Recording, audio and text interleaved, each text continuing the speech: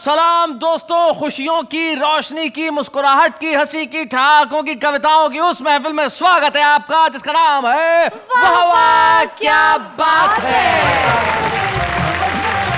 हमारे सभी दर्शकों को दिवाली की ढेर सारी शुभकामनाएं और हमारे साथ स्वागत है सभी कवियों का इस दिवाली स्पेशल एपिसोड में। क्या बात है, स्वागत है आप लोगों का। वाह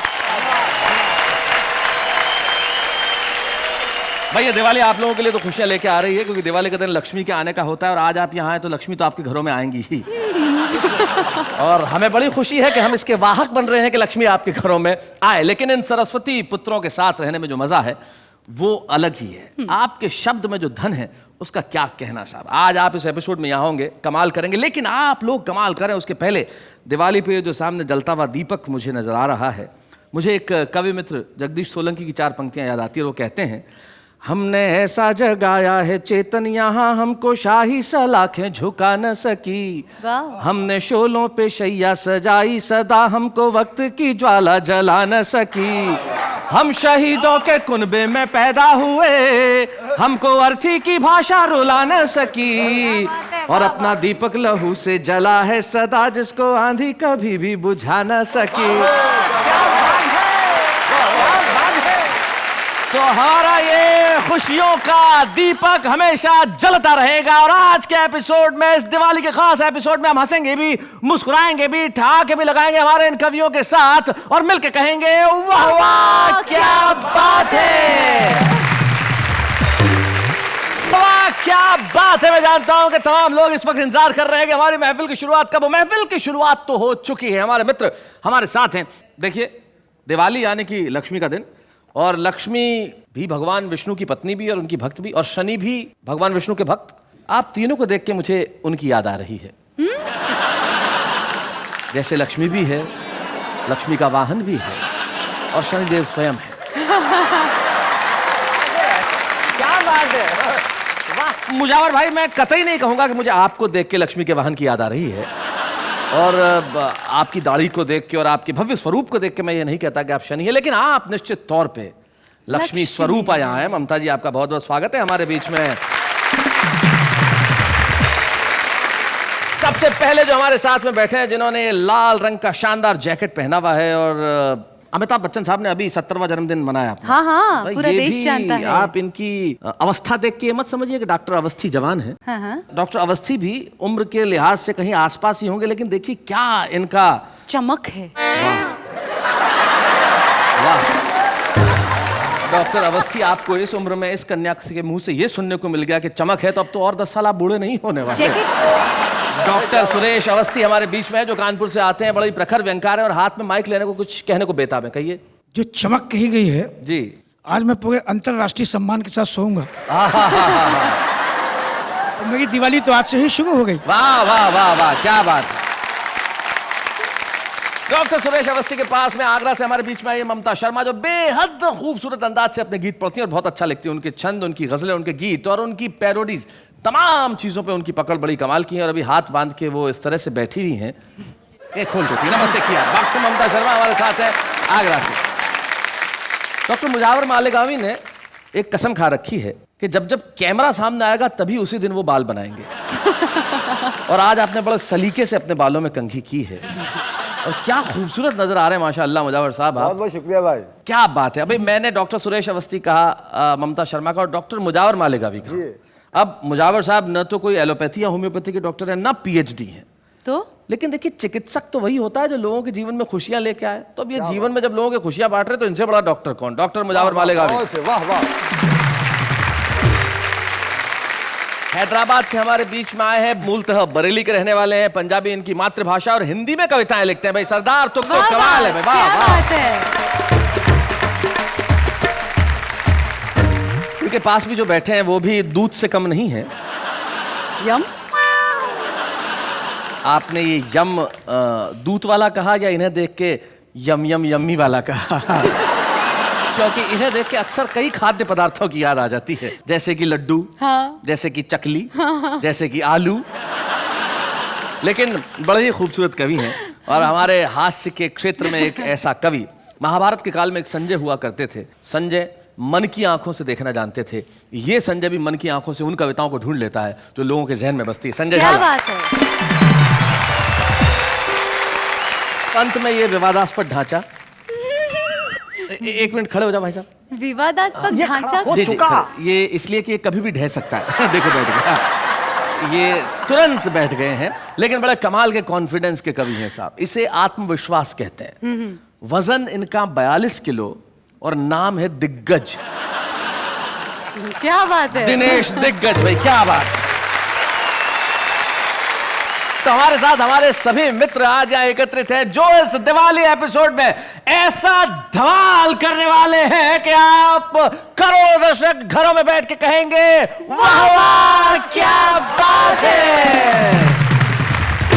मैं जानता हूं कि दुनिया में इतने गम हैं, इतने तनाव हैं, इतनी परेशानियां हैं कि वहां सिर्फ एक ही चीज है जो आपको गमों से निजात दिला सकती है और वो है कविताएं। और आपकी खुशी को बढ़ाने के लिए मैं चाहता हूं कि असरदार प्रारंभ हो, और असरदार प्रारंभ के लिए हमारे पास सरदार तुक तुक है। क्या तो बात जोरदार है? तालियों से हम स्वागत करें सरदार तुक तुक का।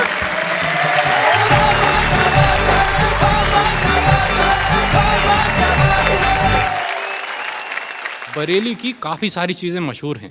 एक तो मैं खुद ही बहुत मशहूर हूं। फिर बरेली का सुरमा बहुत मशहूर है जी। बरेली का झुमका बहुत मशहूर है। हाँ। और एक बरेली का पागल खाना बहुत मशहूर है। नहीं, अभी ममता जी आगरा से आई हैं, ये मेरे को बोल रही थी कि नहीं नहीं आगरा का पागल खाना बड़ा है, पर मेरा फर्स्ट हैंड एक्सपीरियंस है। बरेली के पागल खाने में फैसिलिटीज बहुत हैं। अच्छा। नहीं, जिसने एक्सपीरियंस किया है उसको ज्यादा मालूम होगा। आप लोग ये मत समझें कि मैं वहां पे रहता हूँ, नहीं, मैं आता जाता रहता हूँ। मेरा एक फ्रेंड है वहां। हाँ। तो एक दिन मैं उससे मिलने गया तो मैंने देखा वो अंदर पागल खाने में एक लेक है, उसके अंदर दही डाल रहा था। अच्छा। मैंने कहा क्या कर रहा है?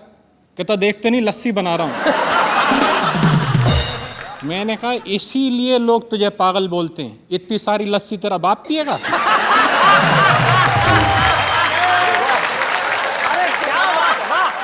दिवाली का अवसर है इसलिए आपको सबसे पहले मैं भड़ाम रस में एक कविता सुनाता हूं। अच्छा, भड़ाम रस। रॉकेट से बोला ये बम, आग लगाते ही हो जाते हो सरगम। एक बार ट्राई करो, लीक से हटो, हाँ। कभी तो मर्दों की चौराट जोर से फटो। हाँ। रॉकेट बोला ये तेरे पिछले कर्मों की सजा है अच्छा। कि भाड़ से फट जाता है। भैया फटने से कहीं ज्यादा मजा उड़ने में आता है। बहुत अच्छे। इस डिस्कशन में पकड़ा जोर, ढेर सारे पटाखे इकट्ठे हो गए चारों ओर। बम बोला मेरी आवाज से जग हिलता है, रॉकेट ने कहा मेरी आभा से नभ खिलता है। इतने में ही एक फुलझड़ी आई, हाय हाय हाय हाय। उसने दोनों की पूंछ में आग लगाई। 2 पल में सारा डिस्कशन सिमट गया। एक बेचारा हवा में उड़ गया, दूसरा वहीं पड़ा पड़ा फट गया। और इस कांड का सार क्या है? फुलझड़ियों से बच के रहना। फुलझड़ियों से बच के रहना, ये ऐन वक्त पे दगा देती हैं। कभी तो बम में लगा देती हैं आग, कभी रॉकेट से हवा में उड़ा देती। क्या बात है, वाह वाह वाह वाह वाह, बहुत अच्छे। ये कविता फुलझड़ियों से बच के रहना आपने इन्हें तो समर्पित नहीं की। इनके लिए मैं एक श्रृंगार रस की कविता कह देता। श्रृंगार रस की, जी जी, बहुत खुश होंगी ये। एक बार हम मंच पर खड़े कविता सुना रहे थे, श्रोता श्रृंगार रस में डूबे जा रहे थे। अच्छा। हमारे कंठ से कविता कामनी बही जा रही थी, परंतु हमारी नजर पहली पंक्ति के आगे नहीं बढ़ पा रही थी, अच्छा। क्योंकि पहली पंक्ति में बैठी एक बाला बार बार हमें देखकर मुस्कुरा रही थी हाय हाय हाय हाय। और लगातार अपनी सैंडल सहला रही थी। जब काफी देर तक ये प्रक्रिया नहीं रुकने पाई तो हमारी अंतरात्मा जोर से चिल्लाई। हमने कहा हे देवी, क्यों सेंटर की पॉलिसी अपना रही हो? ऊपर से मुस्कुरा रही हो, नीचे से चप्पल दिखा रही हो। हाँ। अरे अगर खुंदक आ रही है तो खुंदक उतारो, चप्पल उतारो और दे मारो। वो बोली कविवर आप व्यर्थ ही घबरा रहे हैं, शायद मेरा व्यवहार समझ नहीं पा रहे हैं। आपके श्रृंगार रस में गोते लगा रही हूँ, इसलिए बार बार मुस्कुरा रही हूँ। और मेरे पति कहीं गोते ना लगाने लगे, इसलिए ये सैंडल सहला रही हूँ। बहुत अच्छे। पसंद आई आपको? हाँ हाँ, बहुत अच्छी है। दूसरी वाली आपको नहीं समर्पित करूंगा। नहीं कीजिए, नहीं, बड़ी मैंने स्पोर्टिंग है। ऐसे आप पहले सुन लीजिए, उसके बाद कहिएगा आपको चाहिए समर्पण कि नहीं चाहिए। एक बार हास्य कवि सम्मेलन में जब हमने श्रृंगार की कविता सुनाई तो एक कवित्री हमारे पास आई, बोली जब कविता लिखनी नहीं आती है तो क्यों कविता पे जुल्म ढाते हो? हाँ। मेरी चोटी को भैंस की पूंछ बताते हो? और ये कविता तुमने किस मुहूर्त में रची है? मेरी उपमा देने को भैंस ही बची है। मैंने कहा देवी जी, मुझे अभी अभी आपके दिमाग में बसी गलत फहमी दिखी है। मैडम, ये कविता मैंने आप पे नहीं भैंस पे लिखी है।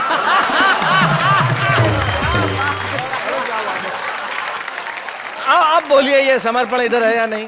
नहीं, क्योंकि इसके बाद फिर वीर रस शुरू हो जाता है। सो आपको वीर रस की एक कविता सुनाता हूँ। जी। रात के 11 बजे थे। रात के 11 बजे थे। रात के 11 बजे थे। हम गली के नुक्कड़ पे खड़े थे। चारों तरफ सन्नाटा था। हमारे हाथ में आटा था। अच्छा। डर के मारे हमारी जान निकली जा रही थी। गली में रहने वाले कुत्ते की स्पेसिफिकेशन याद आ रही थी। गली में मिल जाए तो नुक्कड़ तक दौड़ाता था। कभी कभी तो बोटी भी नोच खाता था। क्या बात है। हमने गली में झांक के गौर से गली का मुआयना किया। फिर सावधानी पूर्वक गली में प्रवेश किया। आधे रास्ते पहुंच के हमें वो महाकाल नजर आया। हमें देखते ही जोर से गुर्राया। हम जहाँ खड़े थे वहीं थम गए। हमारे पांचों तंत्र एक साथ जम गए। हमारी हालत देख के वो हौले से मुस्कुराया। फिर हमारे पास तक आया। बोला, अबे यार क्या करता है, आदमी होकर कुत्ते से डरता है? जा निकल जा। अच्छा। नहीं काटूंगा, सच्ची बोलता हूँ, पैर भी नहीं चाटूंगा। हमने कहा, कुत्ता जी आप तो शक्ल से ही जेंटलमैन नजर आते हैं। लोग बेकार में आपके बारे में उल्टी सीधी उड़ाते हैं और आपका नेचर तो इतना आला है। बोला, चुप बे, इलेक्शन आने वाला है। वाह वाह वाह वाह, क्या बात।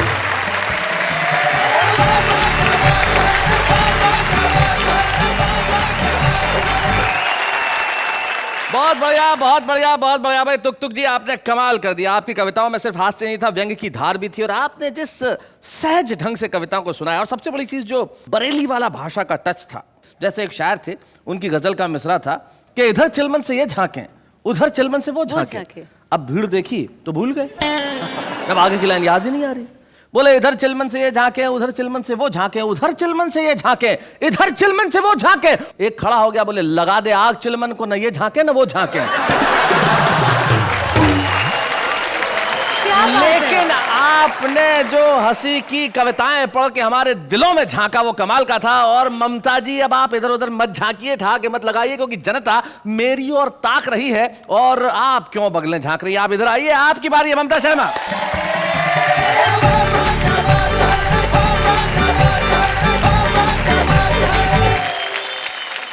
दिवाली नज़दीक आ रही है। देश में नेताओं की जो स्थितियां हैं उस पर एक मेरी पैरोडी है, आपके बीच पढ़ती हूँ जी। कि नेता गिरा रे वोटों के बीच बाजार में, नेता गिरा रे वोटों के बीच बाजार में, नेता गिरा, नेता गिरा, नेता गिरा, हाय हाय हाय, नेता गिरा रे वोटों के बीच बाजार में, नेता गिरा रे। पंक्तियां देखेगा कि आए नेता 5 बरस में घर में चोरी चोरी, आए नेता 5 बरस में घर में चोरी चोरी, जनता से बोला जितवा दे खेलेंगे फिर होरी, जनता बोली वोट तो ले ले राहत दे दे थोड़ी, जनता बोली वोट तो ले ले राहत दे दे थोड़ी, अरे लेकर वोट कसाई ने भर लीनी खूब तिजोरी, भर लीनी खूब तिजोरी। फिर क्या हुआ? फिर नेता गिरा रे, कि नेता गिरा रे नोटों के फुल अंबार पे, नेता गिरा रे नोटों के फुल अंबार पे, नेता गिरा रे वोटों के बीच बाजार में, नेता गिरा रे। अगली पंक्तियों में आप लोग आनंद लेंगे कि चलती संसद में पल भर में नेता हुआ विलोपी, चलती संसद में पल भर में नेता हुआ विलोपी, तन मन में ज्वाला भड़का दी देखो उसने वो पी, तन मन में ज्वाला भड़का दी देखो उसने वो पी। चमचों को ऑर्डर देकर बुलवाई उसने गोपी। चमचों को ऑर्डर देकर बुलवाई उसने गोपी, और गोपी के चरणों में उसने धर दी अपनी टोपी। हाय धर दी अपनी टोपी। अरे फिर क्या हुआ? बताती हूँ। फिर नेता गिरा रे पायलिया की झंकार पे, नेता गिरा रे पायलिया की झंकार पे, नेता गिरा रे वोटों के बीच बाजार में, नेता गिरा रे। अंतिम पद जी। कि बोरा भर व्यापारी लाया जय हो रिश्वत रानी। बोरा भर व्यापारी लाया जय हो रिश्वत रानी। छर्रों से गुल छर्रों से तब खूब हुई मनमानी। छर्रों से गुल छर्रों से तब खूब हुई मनमानी। फिर स्टिंग ऑपरेशन में फंस गए राजा जानी। फिर स्टिंग ऑपरेशन में फंस गए राजा जानी, और गुपचुप खींची टीवी ने दिखला दी सही कहानी। दिखला दी सही कहानी। फिर क्या हुआ? फिर नेता गिरा रे सीधे ही जेल तिहाड़ में। नेता गिरा रे सीधे ही जेल तिहाड़ में, नेता गिरा रे वोटों के बीच बाजार में, नेता गिरा रे। क्या बात है, वाह वाह वाह वाह वाह।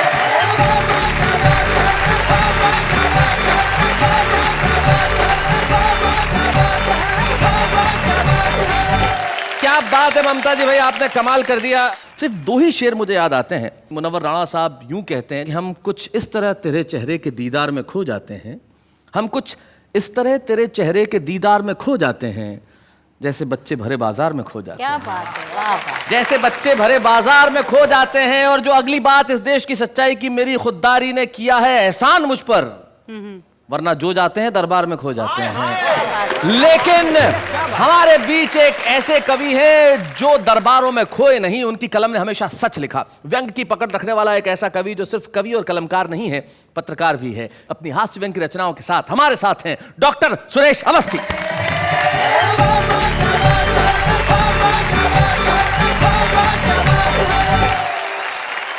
पहले मैं प्रेम को परिभाषित करने की कोशिश करता हूँ। और अब तो आप परिभाषित ही कर सकते हैं। इसलिए कर सकता हूँ क्योंकि अनुभव बोलता है। जी अनुभव। समुद्र ने नदी से कहा कि कब तक कब तक कब तक, आखिर कब तक तू यूं ही मेरे खारे पानी में दौड़ दौड़ के गिरती रहेगी। वाह। तो नदी ने जवाब दिया, तब तक तब तक तब तक जब तक तुझ में मिठास न पैदा हो जाए। हाय हाय हाय हाय हाय भाई, क्या बात। सेम यही चीज संजय झाला के साथ हुई थी। इनके पिताजी ने पूछा कि आखिर कब तक तो इम्तिहान देता रहेगा। इसने कहा तब तक जब तक मैं पास नहीं हो जाता।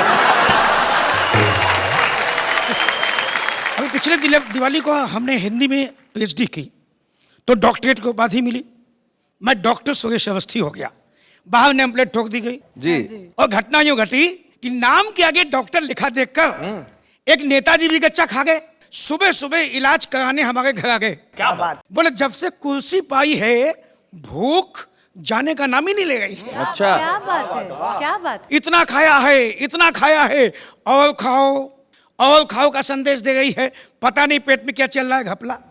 टीएलसी डीएलसी ईसीजी जांच करा ली, कुछ नहीं निकला। अब इलाज सुनना। मैंने कहा नेताजी चिंता मत कीजिए, ये डॉक्टर आपको बिल्कुल सही उपाय बताएगा। एक बार सीबीआई जांच करा लो, सब कुछ निकल आएगा। बहुत अच्छे। हिंदुस्तानी पत्नियां वैसे तो साल भर कोई ना कोई डिमांड करती हैं जी, लेकिन दिवाली हो तो फिर डिमांड बहुत बढ़ जाती है। और जब डिमांड बढ़ती है तो घरों में क्या स्थितियां होती हैं। मैं अपने आंगन से कविता उठा के आपको समर्पित करता हूं जी सुनिए। कि अभावों से ऊब कर, गरीबी में डूब कर, दिवाली के दिन पत्नी बोली खींचकर कि हे एलोपैथी दवाइयों के साइड इफेक्ट कि हे एलोपैथी दवाइयों के साइड इफेक्ट, झूठ बोलने में माहिर, सपने दिखाने में परफेक्ट, मेरे बच्चों के तथाकथित बाप। बोली मेरे बच्चों के तथाकथित बाप, जिंदगी में कुछ नहीं करोगे आप, इसी शहर की छानते गए खाक। तुमसे तो ये अच्छे हैं जो टेलीविजन से कमा रहे हैं लाखों लाख। इसलिए कोई भी रास्ता अपनाओ, टेलीविजन में जाओ, एक अच्छे पति नहीं बन पाए, कम से कम करोड़पति बन के दिखाओ। भाई बहुत बढ़िया डॉक्टर। तो मैंने कहा है मेरी जिंदगी के कुकर की सनसनाती हुई सीटी, रातों की ट्यूबलाइट दिन की अंगीठी। क्या बात है। मुझे मालूम है कि कविताएं सपनों को हकीकत नहीं बना सकती। वाह वाह वाह। वो बेटियों का दर्द चाहे जितना गा लें, लेकिन उनके लिए दहेज का सामान नहीं जुटा सकती। भाई वाह वाह वाह, क्या बात है भाई, बहुत खूब। और ये वीर रस की कविताएं मंचों पर चाहे जितना आग लगाएं, लेकिन घर का बुझा हुआ चूल्हा नहीं सुलगा पाती हैं। और ये हास्य व्यंग की कविताएं भरे पेट वालों को चाहे जितना हंसाएं, लेकिन भूखे बच्चों के चेहरों पर मुस्कुराहट तक नहीं ला पाती। क्या बात है, वाह वाह वाह वाह, क्या बात है, बहुत बढ़िया। तो मैंने कहा बावजूद इसके तू मेरी कलम की स्याही को आबाद गति से बहने दे, मुझे करोड़पति मत बना, सिर्फ पति ही रहने दे। क्या बात है। तो और खींच के बोली वाह रे गरम मसाला के फटे हुए पाउच। मेरे लिए आह, बच्चों के लिए ओह, पड़ोसियों के लिए आउच। जरा सोच के देखिए कि गरीब पति कितना निरीह होता है, उसके गरीबी के नाम पर पूरा परिवार 8-8 आंसू होता है। और जरा सोच के देखिए पति शब्द से पहले कहीं करोड़ शब्द जुड़ जाए तो आदमी अचानक बड़ा हो जाता है। वाह वाह। और उसके पहले कहीं राष्ट्र शब्द लग जाए तो पूरा देश हाथ बांध के खड़ा होता है। क्या बात है, वाह वाह वाह, बहुत अच्छे। मैंने कहा ये मोहल्ला छाप दिमाग की अंतरराष्ट्रीय फितूर, हवन कुंड में जली हुई कपूर, तो मुझे गलत रास्ते पे ले जा गई है, टेलीविजन की ओर धकिया गई है। मैं तेरे बहकावे में नहीं आऊंगा, करोड़पति बनना होगा तो टेलीविजन में क्यों, राजनीति में जाऊंगा। वाह वाह वाह, क्या बात है। क्योंकि राजनीति में, ढंग सुनिएगा, राजनीति में सिर्फ कमाल ही कमाल होता है। सुबह को भिखारी दास जाता है, शाम को करोड़ी लाल होता है। वाह वाह, क्या बात है। मैंने कहा पगली राजनीति का लेन देन तो बड़ों बड़ों को नहीं दिखता है, वहां सड़े से सड़ा नेता करोड़ों में बिकता है। क्या बात है भाई, वाह वाह वाह, बहुत अच्छे। तो और खींच के बोली वाह रे मेरी सुहाग की साड़ी के फटे हुए फाल। बोले वाह रे मेरी सुहाग के साड़ी के फटे हुए फाल, मिस्टर मुंगेरी लाल नीति से कमा नहीं पाए, राजनीति से कमाओगे, घर चला नहीं पाए, उदेश चलाओगे। क्या बात है, क्या बात है, वाह वाह। बोले घर चला नहीं पाए, देश चलाओगे, कह देती हूँ करोड़पति बनने नहीं गए तो ढूंढते रह जाओगे। वाह वाह वाह, बहुत अच्छे। तो मैंने उसे समझाया, प्यार से समझाया, मेरी प्यारी भोली बन्नो, शोले की बसंती चिंगारी की सन्नो, तू तो मेरे लिए गोल्ड है, तू तो मेरे लिए गोल्ड कॉइन है, तू तो मेरी लाइफ है, तू ही मेरी लाइफ लाइन है। तो न केवल हटो जी कैसी कैसी बातें बनाते हो, घर में मुझे लाइफ लाइन बताते हो, जैसे मुझे मालूम नहीं कि बाहर जाके कहाँ कहाँ लाइन लगाते हो। बहुत अच्छे। तो मैंने उसे और प्यार से समझाया कि बेमतलब की महत्वाकांक्षा मत पालो, ये अमीर बनने का कांटा मन से निकालो। क्या बात है। नहीं तो मैं विदेश चला जाऊंगा, खूब पैसे कमाऊंगा, तुझे रोज पैसे भिजवाऊंगा, लेकिन लौट के वापस नहीं आऊंगा। क्या बात। ये सुन के वो सुबह सुबह के रोने लगी, मेरे कंधे पर अपना सर रख के आंसुओं से मेरा कंधा भिगोने लगी। बोली आंसुओं को हम मिलजुल कर गंगा जल समझ के पी लेंगे, लेकिन अभी हम इतने एडवांस नहीं हुए हैं कि पैसे की खातिर अलग अलग होके जी लेंगे। क्या बात है भाई, वाह वाह। कि पैसे की खातिर अलग अलग होके जी लेंगे, इसलिए मेरे जाने जाना, मुझे छोड़ के विदेश मत जाना। नहीं नहीं तो मैं जीते जी हो जाऊंगी सती। तो आज से तुम मेरे शिव, मैं तुम्हारी पार्वती, मैं तुम्हारी पार्वती, मैं तुम्हारी पार्वती। भाई क्या बात है।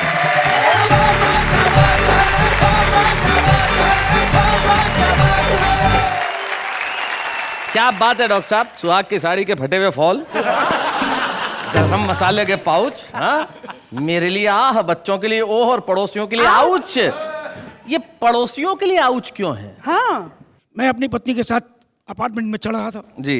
पड़ोस के अपार्टमेंट में झगड़ा होने की आवाज आ गई थी। अच्छा। पति पत्नी दोनों झगड़ गए थे। मेरी पत्नी ने मुझसे कहा कि देखिए दोनों लड़ गए, एक बार आप वहां जाते क्यों नहीं? मैं गया था इसके पहले 2-3 बार, ये उसी का नतीजा है।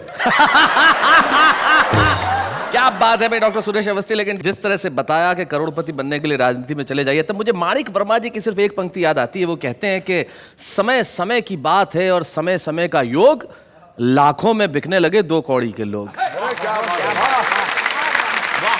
चलिए इसी बात पे मैं भी आपको पूछ रही हूँ कि आप जी। दिवाली में करने क्या वाले हैं?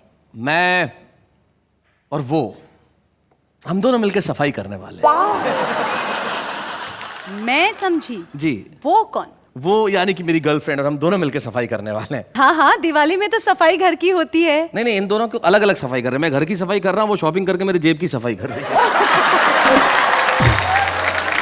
दिवाली आ जाए, त्योहार आ जाए और महिलाएं शॉपिंग ना करें, ऐसा कैसे हो सकता है? तो महिलाओं का शॉपिंग का है सबसे बड़ा काम। लेकिन फिलहाल हम लेते हैं एक अल्प विराम।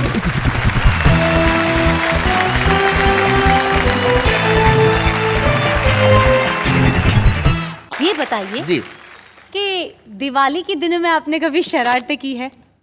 बचपन में? अरे बहुत बहुत की है। जैसे कि? नहीं बता नहीं सकता। बता दीजिए ना, घर के ही लोग हैं। अरे पर टीवी पे जो देख रहे हैं उनको मालूम पड़ जाएगा कि बचपन में उनके घरों के दरवाजे पे पटाखे छोड़ के मैं ही भागता था। बड़े छुपे रुस्तम थे। ये तो मेरे मोहल्ले की लड़कियां भी कहती थी। नहीं लेकिन आज अब हमारी बारी है ये बताने की हमारा छुपा रुस्तम कौन है। हमारा छुपा रुस्तम जो आके यहाँ कविताएं सुनाएगा। ममता जी, आप ही के शहर से बुलाया है हमने हमारा छुपा रुस्तम। आप आगरा से हैं तो हमने सोचा चलिए आज आगरा ही सही। पवन आगरी।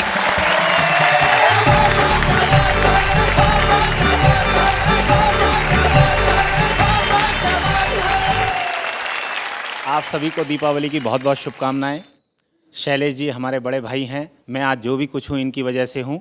मैं और भी आगे जा सकता था लेकिन उन्होंने जाने नहीं दिया। कुछ कवि श्रोताओं पे जुल्म करते हैं। इस तरह जुल्म करते हैं, एक श्रोता बन के मैंने कविता लिखी है कि एक कवि मंच पर अपनी कविता सुना रहे थे। टुक टुक जी, मतलब आप नहीं थे। एक कवि मंच पर अपनी कविता सुना रहे थे, श्रोताओं की सहन शक्ति के बाहर जा रहे थे। तभी कहीं से मंच पर एक जूता आया और कोई श्रोता चिल्लाया कि अरे मेरे बाप अब तो चुप हो जा, मंच से उतरकर कहीं सो जा, नहीं तो हमसे कुछ ऐसा हो जाएगा कि तू वापस जिंदा घर नहीं जाएगा। मगर कवि बोले मैं तो यूं ही कविता सुनाऊंगा, अरे जब तक दूसरा जूता मंच में नहीं आता मैं घर नहीं जाऊंगा। आप जानते हैं कि आज कुछ अंग्रेजी के शब्दों को लोग हिंदी का शब्द मानकर यूज करते हैं। जी। जैसे एक रेलवे स्टेशन की बात थी, मुझे एक ट्रेन के बारे में पता करना था। मैंने एक सज्जन से पूछ लिया, भैया ये पूछताछ कार्यालय कहाँ है? वो साहब काफी जल्दी में थे, बोले मुझे नहीं मालूम, साइड में जाके इंक्वायरी से पता कर लो। बहुत अच्छे। मेरी एक भतीजी है, वो कॉन्वेंट स्कूल में पढ़ती है। मैंने एक दिन उससे पूछ लिया कि बेटा तेरी पढ़ाई कैसी चल रही है? बोले अंकल बहुत अच्छी चल रही है। मैंने कहा और हिंदी की? बोले हिंदी की भी बहुत अच्छी चल रही है। तो मैंने वैसे ही उसका सामान्य ज्ञान जानने के लिए उससे पूछ लिया कि अच्छा बेटा महादेवी के बारे में तुम कितना जानती हो? 15 मिनट तक सोचती रही। बोले अंकल मैं कंफर्म तो नहीं हूं, पर मुझे लगता है कि महादेवी श्रीदेवी की बड़ी बहन का नाम होगा। बहुत अच्छा। आप किसी रिक्शे वाले से कहिए, बोले भैया विश्वविद्यालय चलेगा? बोले साहब ये क्या होता है? बोले यूनिवर्सिटी चलेगा? बोले साहब ऐसे बोलिए ना हिंदी में। क्या बात है, वाह बहुत अच्छे। लोग जो जब भी परीक्षाएं देते हैं हिंदी की, 4, 5, 6 कवियों की जीवनी याद कर लेते हैं। जब एक लड़का जिसको परीक्षा के अगले दिन तक जब उसे किसी कवि की कोई जीवनी याद नहीं हुई, तो उसने उन कवियों की जीवनी की नकलें तैयार की, उसे शरीर के प्रत्येक अंग में छुपाया और वो पर्ची पकड़ी गई। मैं कविता शुरू करता हूं। जी बताइए। कि बोर्ड की परीक्षा का सालाना सत्र, हिंदी का आया प्रश्न पत्र, सभी परीक्षार्थी पेपर हल कर रहे थे, कुछ अकल से और कुछ नकल कर रहे थे। तभी एक छात्र ने छोटी सी पर्ची निकाली, उस पर कुछ उड़ती सी नजर डाली, लेकिन निरीक्षक की नजर से वो बच नहीं पाया। उसने उस छात्र से उस पर्ची को छुड़ाया और पर्ची को पढ़कर तो उसके छक्के छूट गए, हिंदी के कवियों के भाग्य फूट गए। उस पर्ची में लिखा था कि कबीरदास जी मोजे में, सूरदास जी बाह में, तुलसीदास बेल्ट में, बिहारी लाल पाँव में, महादेवी आस्तीन में, पंत जी अगल में, प्रसाद जी कॉलर में, नला जी बगल में। क्या बात है। और शेष के लिए एक छोटी सी पर्ची घड़ी के डायल में, जिसमें हिंदी साहित्य का इतिहास मिल जाएगा। और नकल करते यदि पकड़ा गया तो एक बड़ा नोट पीछे की जेब में जैसे पाकर निरीक्षक खिल जाएगा। क्या बात है, बहुत अच्छे। हमें देखकर उस लड़के की बुद्धिमत्ता पर बड़ा आश्चर्य हुआ कि देखो ये लड़का कितना दूरदर्शी है। अरे हम सबसे ज्यादा मर्मस्पर्शी है। यदि ये बड़ा होकर कुछ नहीं बन पाया तो जरूर यह नेता बनेगा और हम जैसे शिक्षित बेरोजगारों का प्रणेता बनेगा। यह देखते ही देखते हमसे बहुत दूर निकल जाएगा और हम जैसा युवा इस शिक्षा की चक्की में पिसता ही रह जाएगा। क्या बात है, वाह वाह वाह वाह। बहुत अच्छे पवन, बहुत बढ़िया सुनाई आपने कविता। इसमें व्यंग के सरोकार थे। हमारे एक मित्र हैं, वो कहते हैं कि मैंने आज तक अपनी लाइफ में एक भी वर्ड इंग्लिश का यूज नहीं किया। एक भी वर्ड इंग्लिश का यूज नहीं किया। ये हमारी भाषा की स्थिति है, लेकिन आपने उस भाषा के हमारे सरोकारों पे व्यंग किया और आप एक छुपे रुस्तम के तौर पर यहाँ आए। आज जो एक प्रोत्साहन चिन्ह आपको हम प्रदान कर रहे हैं, वाह वाह क्या बात है कि मंच से आप कल सारी दुनिया में अपनी पताका फहराएंगे। हम बड़े खुश हैं आपको ये प्रोत्साहन चिन्ह देते हुए। पवन आगे।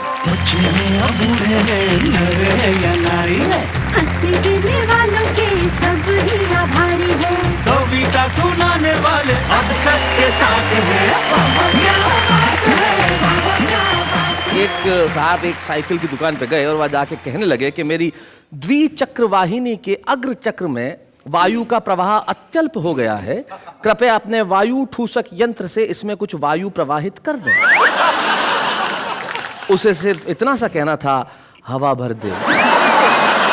लेकिन जिंदगी में बहुत कुछ बाकी है दीपावली के अवसर पे। एक बात आप मुझे बताइए कि आगे का सेगमेंट क्या है? अभी बहुत कुछ होने वाला है। मैं जानता हूं कि आप ये नहीं, देश की जनता भी इंतजार कर रही है कि क्या होगा। बहुत कुछ होने वाला है। हमारे साथ आ रहे हैं एक सेलिब्रिटी गेस्ट, हमारे मित्र। वो क्या क्या करेंगे हम बताते हैं। अभी नहीं बताऊंगा उनका नाम, क्योंकि अभी हम ले रहे हैं एक अल्पविराम।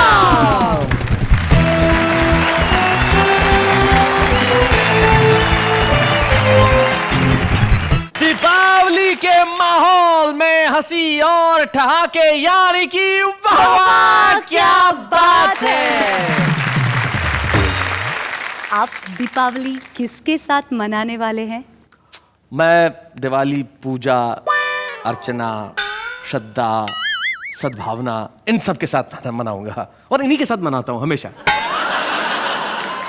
आपकी वाइफ कुछ कहती नहीं है? नहीं, वो क्यों कहेगी, वो भी इन सब के साथ ही दिवाली मनाती है।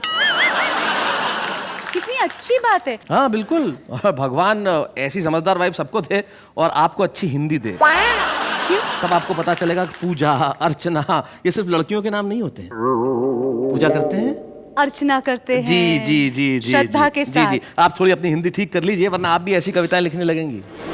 ये जवानी है दीवानी, शादी करके देख ले, याद आ जाएगी नानी। मटर कर रहे थे खुसफुस, भिंडी बोली अरे मरवाएगा, वॉल्यूम कम कर, मेरा बाप बैंगन जाग जाएगा। कोई पत्थर से ना मारे मेरे दीवाने को, अरे न्यूक्लियर का जमाना है, बॉम्ब से उड़ा दो साले को। Try, try, try and never surrender. Remember, after every October there is a November. शराब पी नहीं मैंने, पर नशे से गुजरा हूँ। तू मेरे पास से गुजरी और लड़खड़ाया मैं। शायरी सुनियो, पागल हो गए, दिमाग खराब हो गया आपका।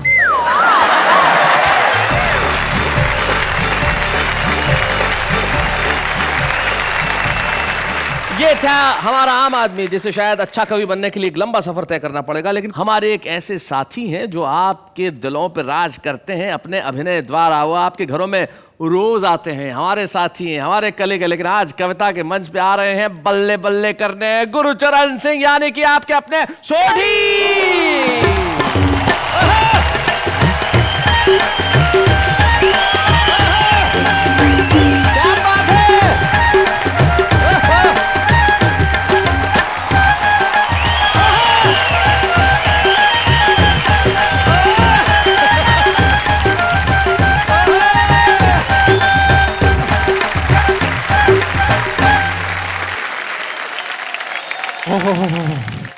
मजा आ गया मेहता साहब।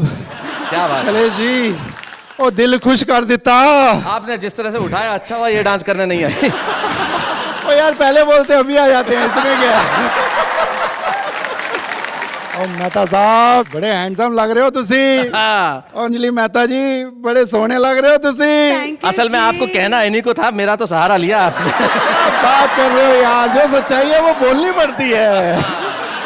और इतने बड़े जो हमारे बीच में कवि हैं, आप सबका भी शुक्रिया। और मेहता साहब क्या इज्जत बख्शी है आपने मेरे को। नहीं, मैंने तो आपको इज्जत बख्शी, अब आप मेरी भी इज्जत रख लेना।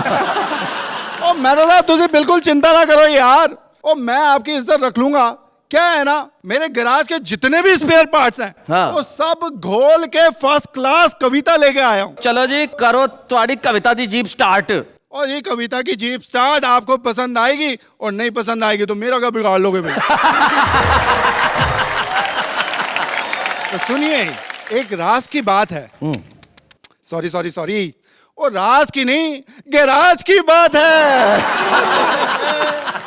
लोगों ने मुझसे कहा, ओए सोडी प्रा, क्या आप दिवाली मनाओगे?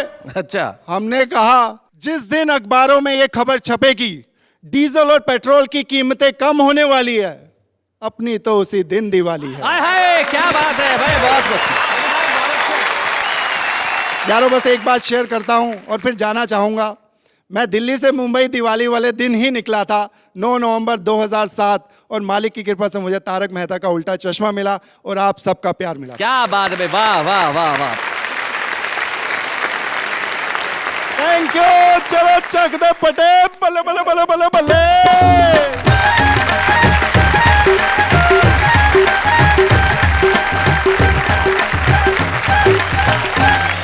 तो गुरुचरण सिंह ने कहा कि वो दिवाली के दिन दिल्ली से निकले और आज दिवाली का एपिसोड को खास बनाने आ गए। इसे कहते हैं ईश्वर की मेहरबानी जो हम सब पे बनी रहे। लेकिन कुछ खास लोग ऐसे होते हैं जिन पे माँ सरस्वती की मेहरबानी होती है, कृपा होती है। हमारे साथ हमारे एक ऐसे ही कवि मित्र हैं जिन्होंने पिछले कई वर्षों में सिर्फ कविताएं नहीं लिखी, बहुत सफल पत्रकार भी रहे हैं।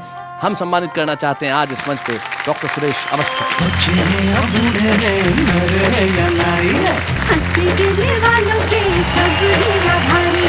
कविता सुनाने वाले अब सबके साथ हैं।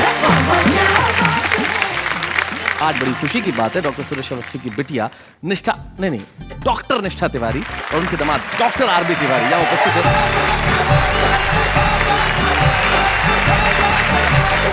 एक ही घर में इतने डॉक्टर, फिर कोई मरीज तो होता ही नहीं होगा।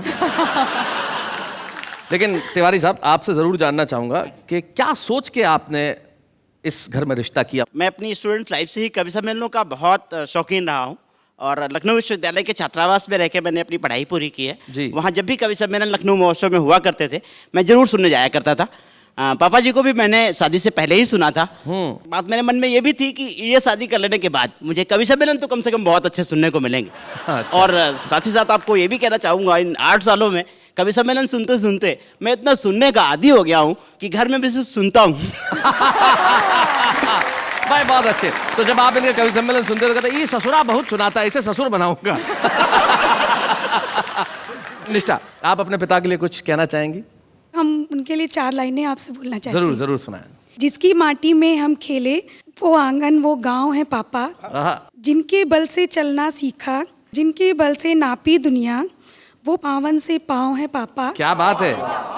हंसी खुशी ऊर्जा और उमंग जिनसे मिलती है हमको हरदम, वो सघन शीतल छाँव है पापा। क्या बात है भाई, वाह वाह वाह वाह। बात त्योहारों की है तो त्योहार खुशी बांटने का प्रतीक है, खुशी बांटने का दिन है। तब एक शायर के 2 शेर मुझे याद आते हैं जो मैं जाते जाते कहना चाहता हूँ। वो कहते हैं कि बेशक तू स्वीकार न कर लेकिन छिप कर वार न कर, और भूख गरीबी उसके घर अपने घर त्योहार न कर। तो हम चाहते हैं कि त्योहार हम मिल के मनाएं। कल हम मिल के मनाएंगे ठीक रात 10 बजे हंसी और खुशी का त्योहार, और कहेंगे वाह वाह क्या बात है।